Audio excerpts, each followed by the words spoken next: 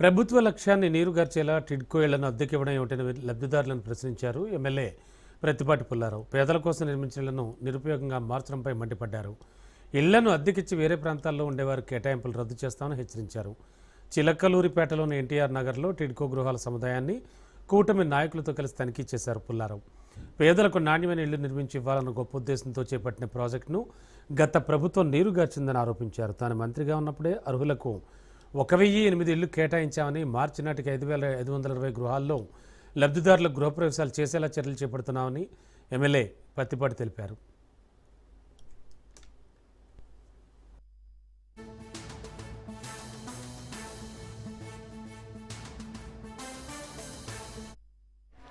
ఎంతో యుద్ధ ప్రాతిపదికన ఈ యొక్క 5520 నివాసం లేనటువంటి వారికి అపార్ట్మెంట్స్లో ఒక్కొక్కరికి ఒక్కొక్క ఫ్లాట్ కేటాయించి ఆ రోజే లాటరీలో నిష్పక్షపాతంగా రాజకీయాలకు అతీతంగా అలాట్ చేయటం జరిగింది.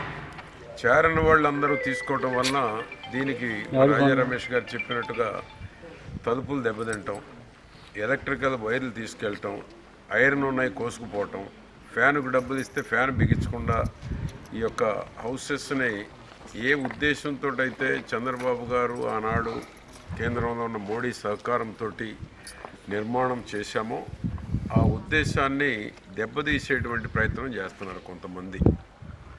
ఇంట్లో ఉండకుండా అద్దెకియటం, పేదవాళ్ళకి అద్దెకిచ్చే రైట్ మీకు ఎవరిచ్చారు? మీరు ఉండాలా?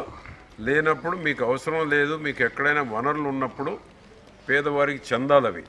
పేదవారికి చెందటం కోసమే ఈ ఇళ్ళు నిర్మాణం చేశారు. అందుకనే ఈరోజు మేము కూటమి తరఫున అందరం వచ్చాము.